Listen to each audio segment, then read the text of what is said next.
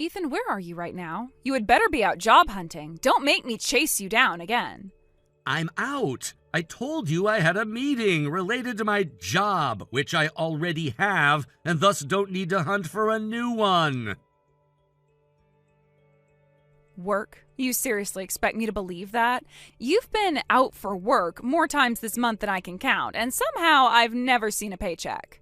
Because it's remote work. Not everything shows up in a neat little envelope on the kitchen table.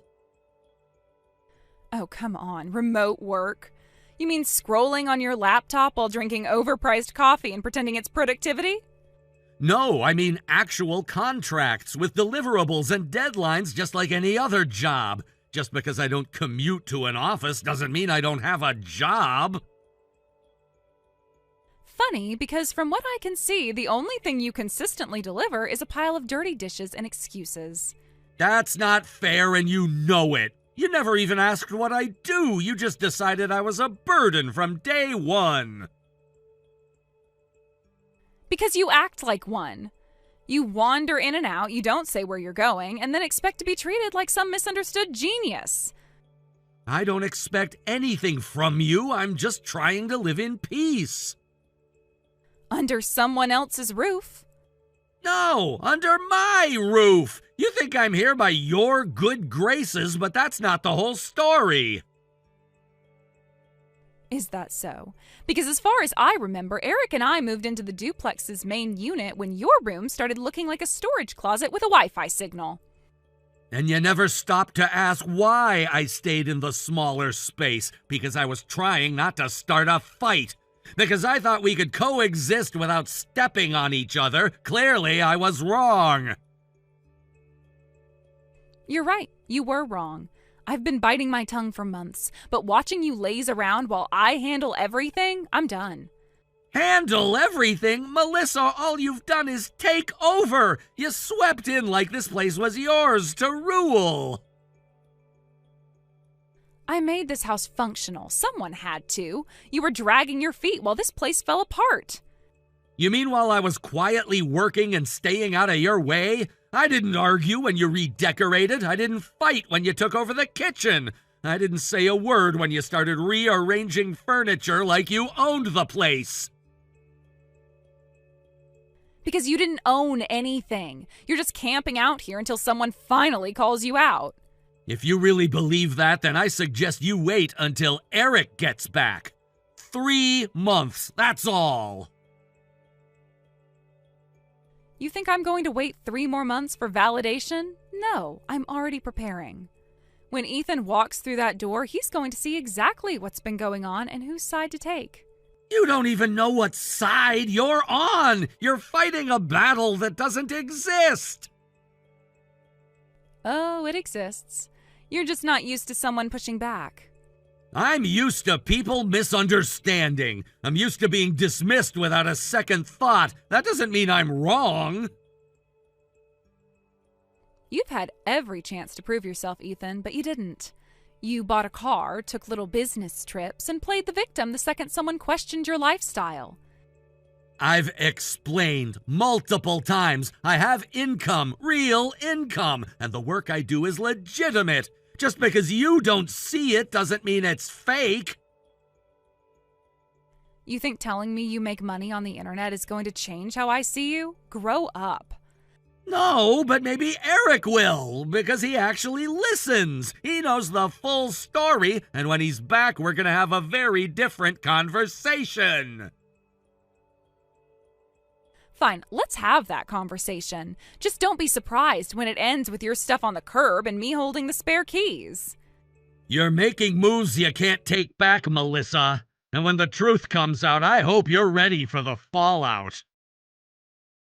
Keep dreaming. 3 months, Ethan. That's all you've got. We'll see.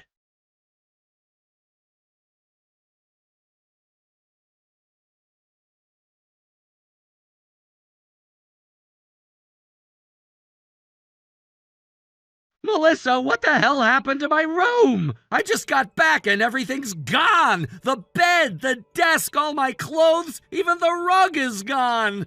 The only thing left is some passive-aggressive memo you taped to the floor. Care to explain? Oh, you're back already? I figured your little vacation would last longer with how relaxed you've been about living off everyone else.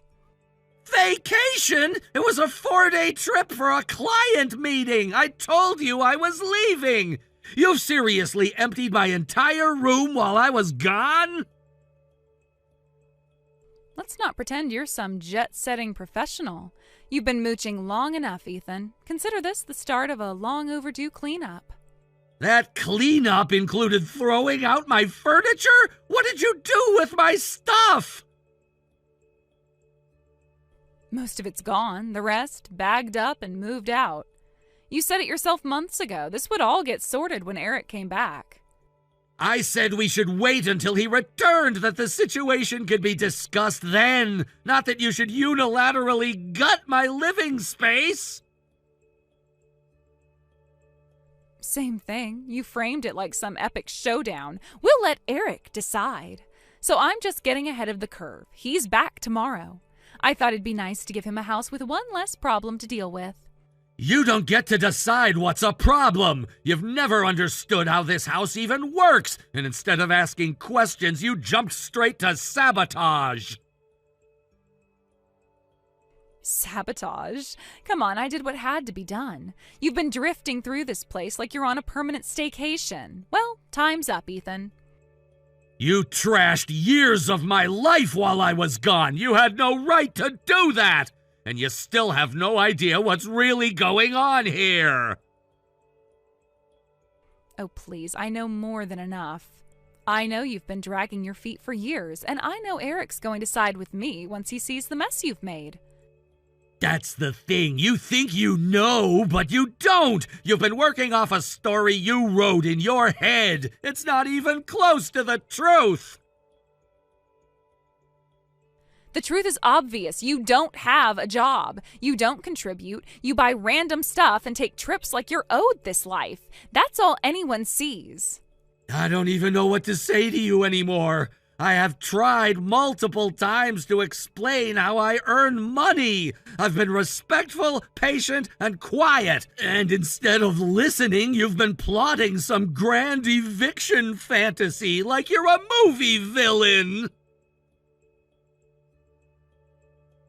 If that makes me the villain, then fine. Maybe the villain is just the one finally cleaning house.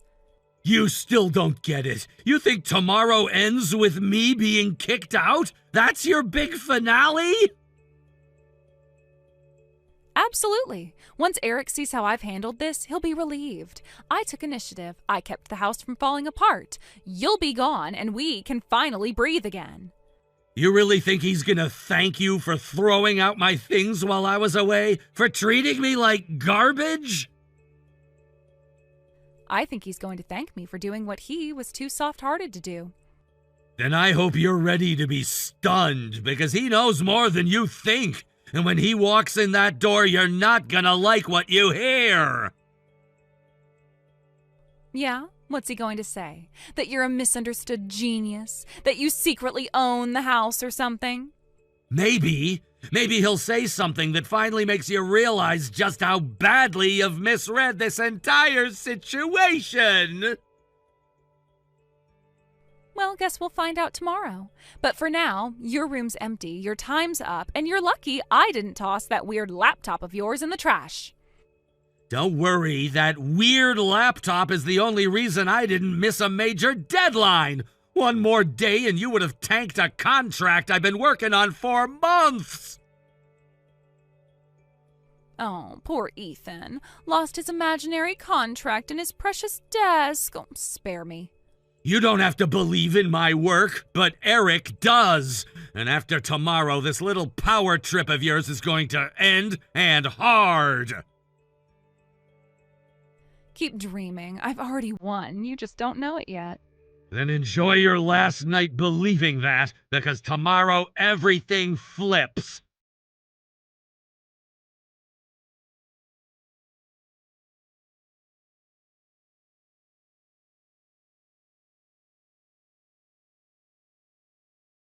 Ethan, are you there? I really need to talk to you. Eric just walked through the door completely unannounced and early, and everything has gone horribly wrong. Yeah, I was expecting this message sooner or later. He's furious, Ethan. I've never seen him like this in all the years I've known him. The moment he realized your room was empty, he looked at me like I'd set the place on fire. He demanded an explanation, and when I told him I had cleared it out because you were leaving anyway, he nearly shouted. I warned you this wasn't gonna go the way you thought. He said this house was never meant for us. He said it was always supposed to be for you and whoever you decided to build a life with. And I just stood there, stunned, because I thought this was his house. That we were living here because it belonged to him. That's been your assumption from the beginning, yeah, but you never actually asked now, did you? Why would I ask something like that? He's the older brother. Isn't it normal to think the house would be in his name? It might be normal to think that, but the reality is different. The house is legally mine. It's been that way for years. Wait, you mean on paper? Officially? Yes, it's in my name fully and legally. If you don't believe me, feel free to ask Eric directly, though it sounds like he's already told you. I can't believe this. I can't even look at him right now. He won't speak to me. He just shook his head and walked off like I wasn't even in the room. That tends to happen when someone learns their spouse threw their brother out of his own home without bothering to learn the facts first. Ethan, I didn't know. I swear to God, I didn't know. No, Melissa, you didn't want to know. Anyway, I doubt you'd believe anything that came from me, so why don't you just ask Eric to fill you in on all the details? I'll be ready to talk whenever you finish talking to him. Take your time.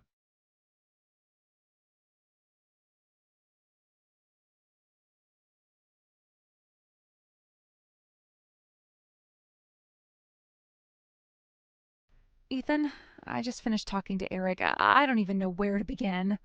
Then don't try to start from the middle, just ask whatever it is you need to understand. He told me everything about the family, about you. I had no idea that you and Eric aren't even technically related by blood. That's correct. Eric is our mother's son from her first marriage. I'm my father's son from his second. Neither of us was formally adopted by the other's parent. So, when your grandfather passed... He left his assets to his direct blood relatives only. That included my father, my uncles, and me. Eric wasn't part of that inheritance. So the house and the land... Both were part of my share. I inherited them directly. Later, I paid to rebuild the home from the ground up and turned it into a duplex. That was my investment, paid for entirely out of my own pocket. But how? I mean, no offense, but I thought you didn't even have a job. I truly believed you were just coasting on nothing. Because you never listened when I tried to explain. I genuinely didn't think you had anything going on. You never bragged, never showed off. That's because I didn't feel the need to prove anything to someone who had already made up her mind about me. Then tell me now, please. I need to hear it from you. How were you able to afford all of this? My main source of income is passive. I've invested in dividend-paying stocks and rental properties over the last 10 years. That covers a lot, but I also have a side business. What kind of business?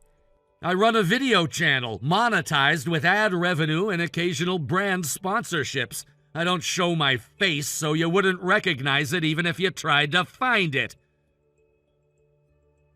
You're telling me you make money just from posting videos? That's how the internet works now, Melissa. There's a whole economy built around it, and I've been doing it long enough to know how to make it sustainable. How much do you actually make?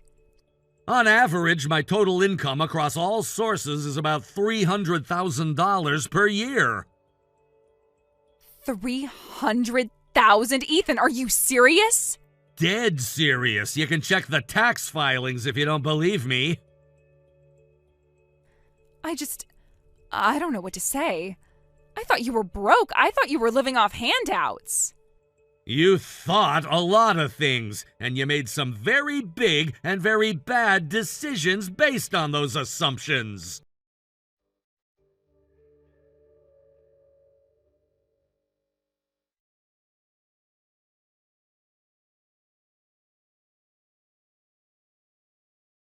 Ethan, we need to talk right now. I just got off the phone with some creepy lawyer. Eric is actually divorcing me. Like, he's for real about this. I thought he was just angry and that it would all blow over in a few days. I didn't think he would take it this far. Yeah, well, it would seem that he did. But this is insane. He's seriously gonna break up our marriage? Over what? Some misunderstanding? I already told him I didn't know the house was yours. I didn't realize how serious things were. I got it wrong, sure, but people get things wrong all the time. That's not a reason to blow up in a perfectly happy marriage. No, Melissa, it wasn't just a misunderstanding, it was cruelty. Cruelty? Are you kidding me? I didn't hurt anyone. I just thought you needed a push out the door. I was trying to help you start to make your own way in the world, or at least I thought I was. You didn't just give me a push, you threw out everything I owned. I didn't think it mattered. I mean, you still had your laptop, right? And you said your work files were fine, so what's the big deal? That wasn't what mattered. I had all my hard drives backed up online anyway. What mattered were the other things that you threw away. Important things. You threw away the fountain pen my father gave me when I graduated, the photo albums from when I was a kid, the letters from my mom, the last ones she ever wrote before she died.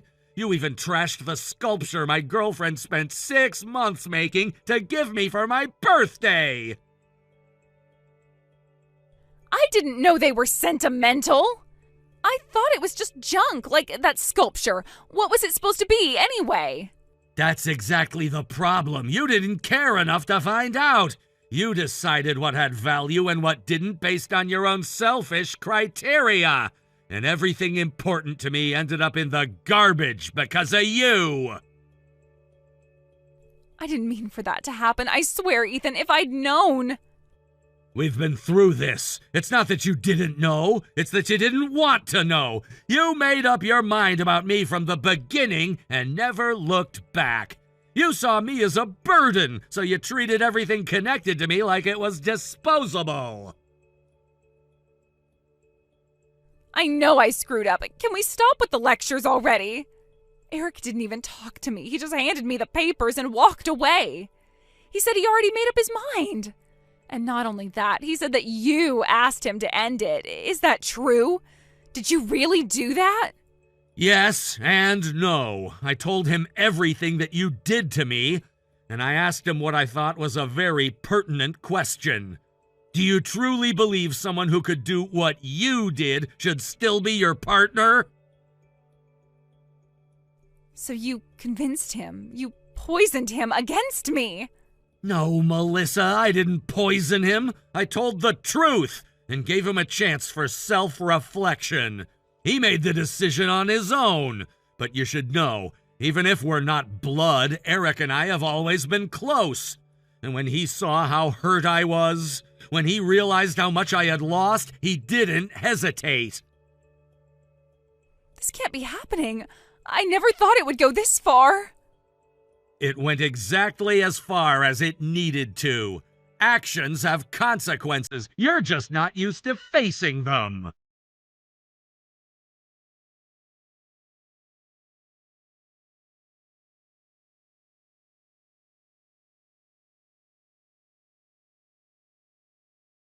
A week after the divorce was finalized, Melissa packed her things and left. She went back to her hometown, though I doubt it felt anything like home. Her parents insisted she pay back the $50,000 in damages for the things of mine she destroyed, even if it takes her years. And honestly, I hope it does. I didn't ask for revenge, I asked for accountability. She made choices, and for once she didn't get to wiggle out of the consequences. The house we shared, the one she tried to claim and then wreck, is gone. We all agreed it held too much bitterness to rebuild in those same walls, so we sold it. Now, Eric, our parents, my fiancé, and I are designing something new. A home without pretense and without poison. The irony, it took everything falling apart to finally feel like things are coming together. Melissa's gone, and none of us miss her.